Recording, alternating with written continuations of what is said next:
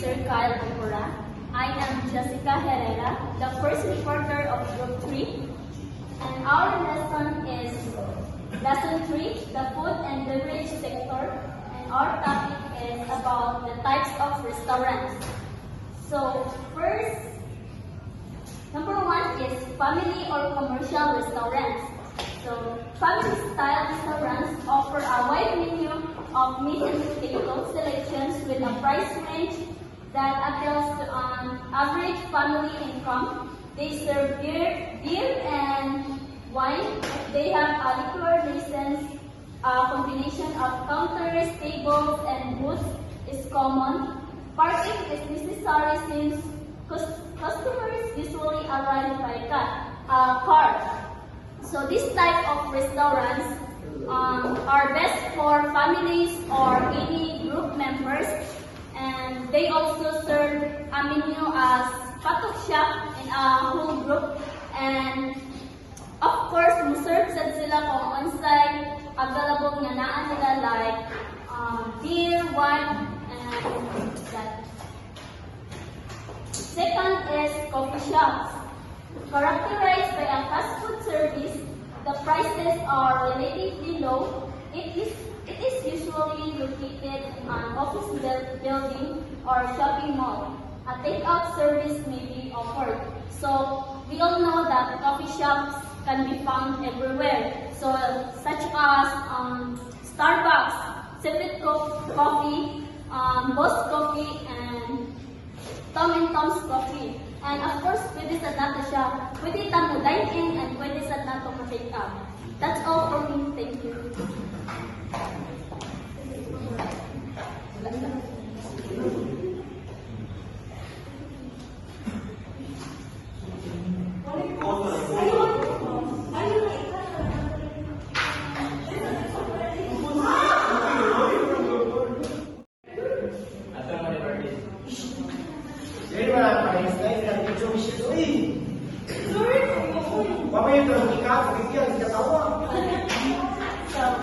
So hello everyone, I am Sharon Flores and I will be discussing about cafeterias and gourmet restaurants. So the first one is the cafeteria.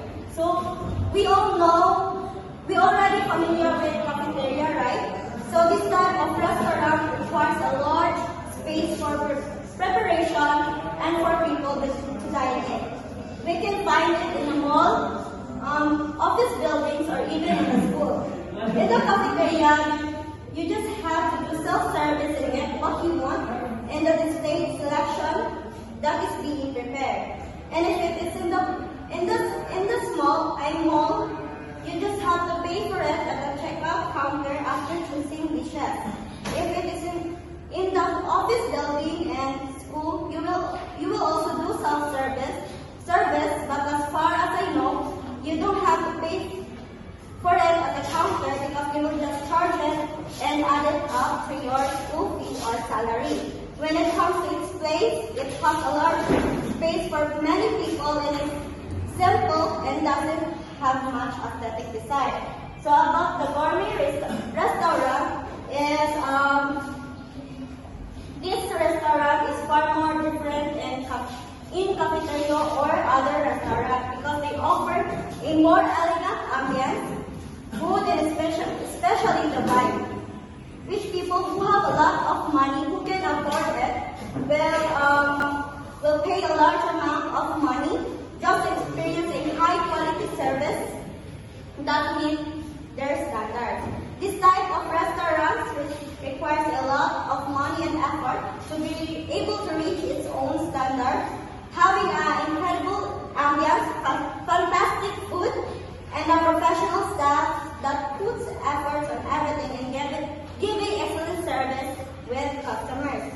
This place is very perfect for any kind of occasion, especially for those who want to experience an unforgettable moment, as they offer meticulously crafted dishes using premium ingredients, often prepared with innovative techniques and artistic presentation. Gourmet restaurants offer a luxury dining experience which is perfect and it's worth its price. Thank you.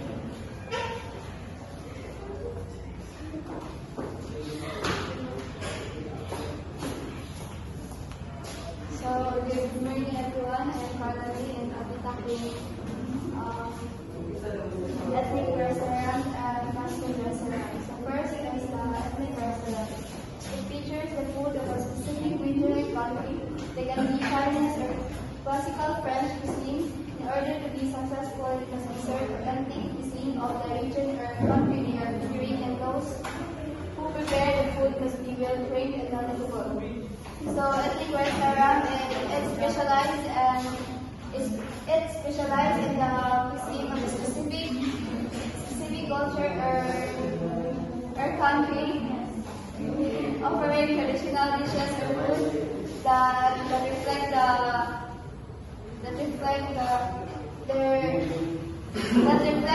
culinary heritage of that culture. So for example, it's kanang kanina sa example is Filipino restaurant. So as you can see nga, ang iyang ambiance, mga design is kanang pang traditional nga ay pang culture dun sa pang Filipino dun. And ang ilang food nga gina-offer is kanang mga traditional Filipino foods such as lechon, mga adobo, mga daing, and dinana. So let's proceed to fast food restaurants. It has increased in the past 20 years as people have become more mobile. Franchising is common in this type of restaurant. The menu is limited with low prices. Alcoholic beverages are not offered. So, ang best example dito ano niya is kaning Jollibee kay Jollibee. Thank you.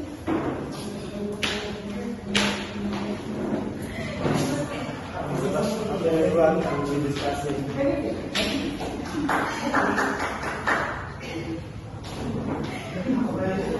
Derecha. So, providing delicacy food services, combining traditional delicacy, raw meats, and cheeses with take-out sandwiches, salads, and similar items. So, some Derecha have limited seating capacity.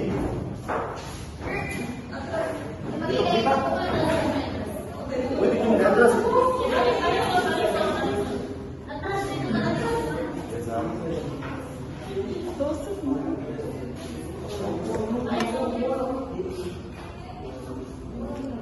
Ayan na daw, kita na ako yan.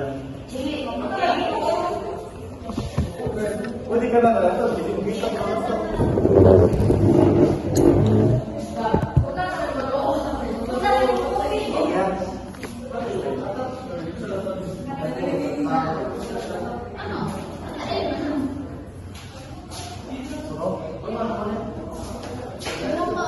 Good morning, everyone. I will be discussing the Derecha. So, Derecha providing delicacy food services combining traditional delicacy cold meats and cheese with takeout sandwiches, salad, and similar items. Some Derecha have limited seating capacity. So, a Derecha, short for delicacy, is a type of establishment that offers a wide variety of prepared foods, such as meats, cheeses, sandwiches, salads, and baked goods. So, Derecha often provides a convenient and quick dining experience with many options available for takeout and delivery. So, characteristic of Derecha is a prepared foods. Derecha offer a wide range of prepared foods, including meats, cheeses, sandwiches, salads, and baked goods. So it is a quick service. Derecha provides a quick and convenient dining experience with many options available for takeout and delivery. So example of Derecha is 7-Eleven, a convenience store chain that offers a variety of prepared foods, including sandwiches, salads, and baked goods. And next is a buffet restaurant. Our establishment and on a completely self-service basis. However, liquor, beer, and wine are offered. Table and services for these beverages are provided. The food buffet is usually alcohol, and hot and cold food for one price. A buffet restaurant is a type of eatery where customers pay a fixed price to access a wide variety of dishes, often displayed in public area. The term of pain comes from the French word pain, meaning food is taste. So, characteristic of a restaurant is the self-service. Customers serve themselves from the food station or labels. Variety of dishes offer a wide range of dishes, including appetizers, main courses, and dessert and beverages. So, example of buffet restaurant is Vikings Buffet, a popular buffet chain in the Philippines, offering a wide range of international and local dishes. Next is So, good day to you, sir. I am FJ from Reading Galarden, and I will be discussing about transportation restaurants. There is a natural link between transportation and food service. Transportation and food service. So, several restaurants are generally found along auto and bus transportation routes. So, ang kanagay transportation restaurants, muna nga itong makita nga ka ng mga services, mga transportation services such as mga cars, mga trucks, or mga motor sa mga ligya sila o ka ng mga pagkaon. For example, kung makita ninyo mga concert ka ng Chololot, sir. Ano siya ang isa sa example sa transportation restaurants. Or ka ng mga, for example, sa TikTok, sir, na itong Spotman Potato. Kato siya kay nag-trap ko na yung lang gamit sa pagbaligya sa ilang products and food services. Now, let's talk about franchising. Now, franchising is a business model where the franchisor grants the franchisee to operate a business using their own brand, their name, their products, and their business systems. So, imagine na nag-own ka o burger shop. Ang mga friend kay nangayo or nangayo o kung sa mga recipe mo or nananili mo, nagamitan ng mga business systems, ng mga pangan sa shop, aron maging mo siya kagalingan niyang business. Now, yung mo siyang gigrantan na, okay, sige, pwede, gamitan mo pangan, gamitan mo recipe, pero, in exchange sa iyang paggamit sa inyong business, is dapat iyang bayaran sa pangan sa iyong business o sa recipe na iyang gamiton. Dapat mag-follow siya sa inyong rules, kay inyong ng business. And lastly, dapat kung sa iyang income, kaya dapat nakaka-percento. So, good day, sir. Good day, everyone. So, I am the next reporter. So, I'm going to talk about menu and airline catering. So, menu. The menu is a basic planning document for a successful restaurant. Several aspects of the restaurant operation depend on the menu. The menu contains what the restaurant offers, the range of offerings, as well as the selling prices. The menu must portray the style and theme of the restaurant. So, menu is a process or documents where the food is listed. So, ang example natin, sir, is ang Jollibee or McDo. So, in Jollibee is makita mo dyan nato nga sa atubangan sa cashier is na dyan ay menu nga nakalist ng foods nga available nila. So, makita sa dira sa mga customer if nabi o ba nga customer nga may allergy sa food. So, ilan dyan na makita ang dira sa menu ang mga ingredients na dapat sila or dili pa sila dapat order na. So, that's the menu. The next is airline catering. Airline companies spend millions of dollars every year for food purchases. The average cost for airline passengers between 1 and 7 million depending on the length of the journey. The amount is less for shorter trips since passengers may not offer only a lot of quality beverage and light snacks. So, airline catering. So, from the word airline is makita din natin siya sa aviation. So, what is siya is, it is a process where mo siya mag-provide sa mga passengers na sa mga food. So, ang example ani service ang food and drinks commercial. Like, for example, sa kanang flight attendant. So, during their flight is naman sila yung mga flight attendant na magsuloy-suloy na mo-approach sa mga passengers kung sa ilang needs and kung sa ang ilang mga palikton. So, mo siya ang example sa airline catering. So, that's all, sir.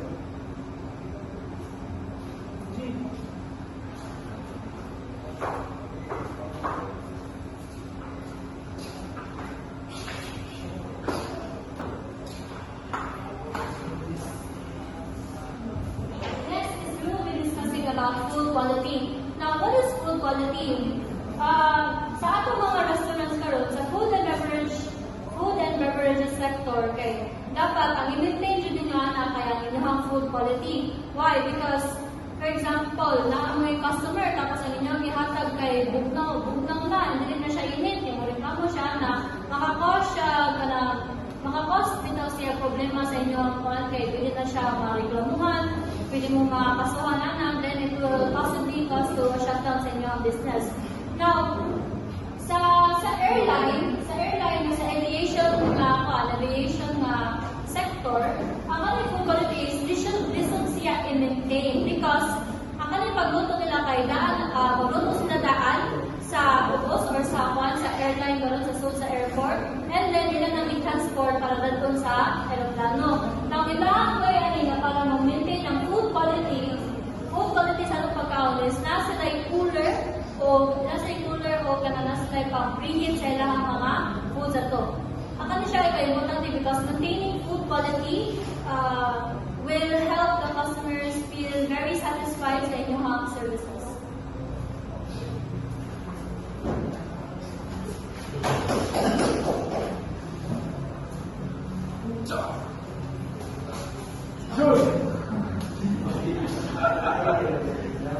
Airplane Galleys. Good morning, everyone. Good morning. My name is Johnny Gallagher. Airplane Galleys.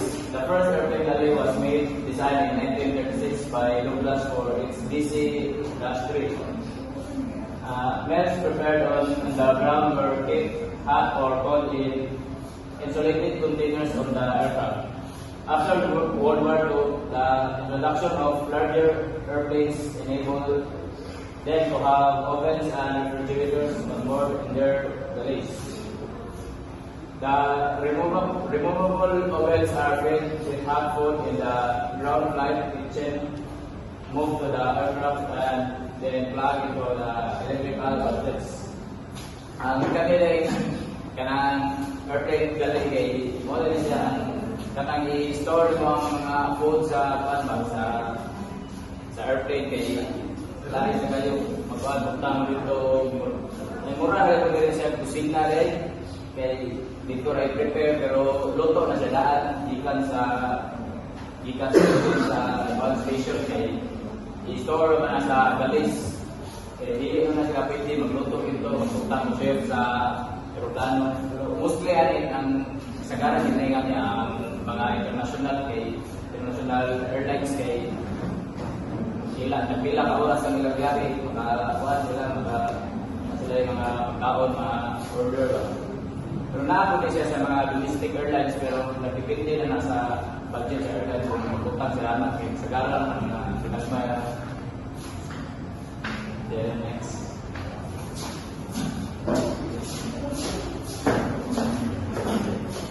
Hello everyone. Sure to start.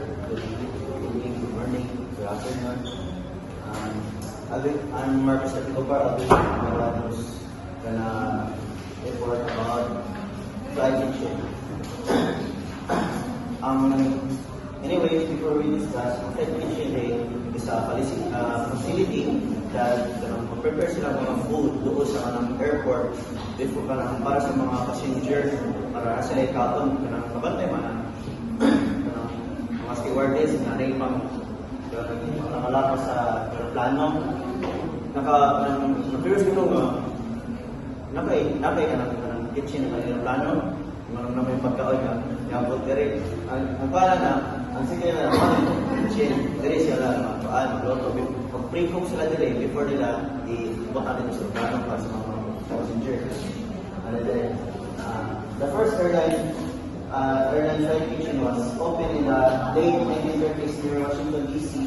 Overfield Airport by a gentleman named Mario. He had a restaurant near airport daw. He noticed that the passenger came want to build siyang kitchen before restaurant before sa mulupad dito sa aeroplano. Naka-nidol siya sa dito nga airport para i-share yung naunaan na business strategy ba nga what if na kanang mga timuntan natin nga facility para ano yung mga pagkaon sa mga passenger o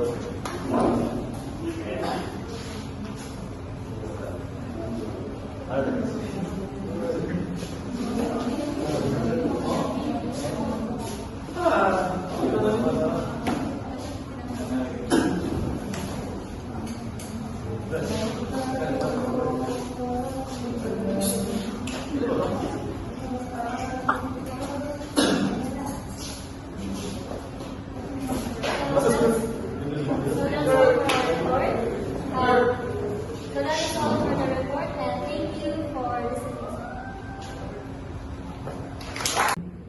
Good morning, sir. Good morning, everyone. I am Morning Man, is Merlin. I will be reporting food quality. So, ang usa sa problema sa airlines company, sir, kaya kanang mga pagkaon kay ila na natuon sa ground ya. I-serve na nila sa aeroplano. After pila ka oras, i-serve na nila sa lahi ang klase na tao, mga Chinese, mga Koreano, Filipino, American.